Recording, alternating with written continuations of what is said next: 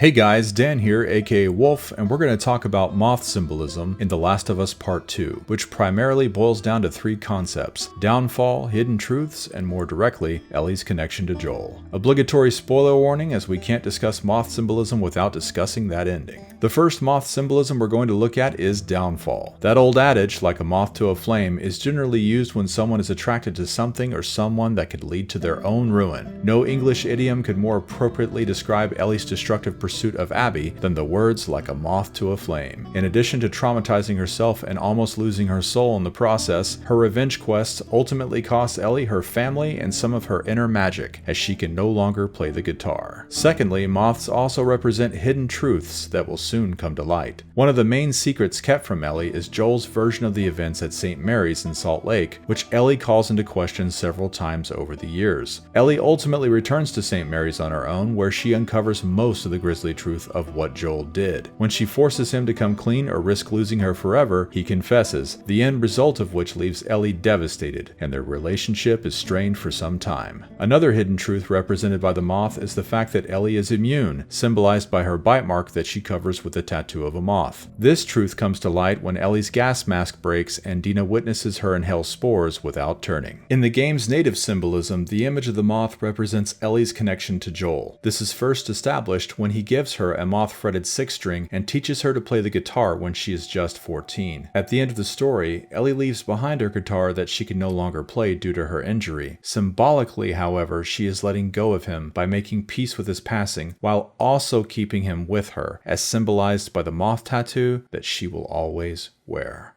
Talking away,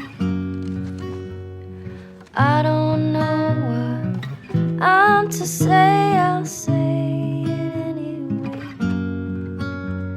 Today's another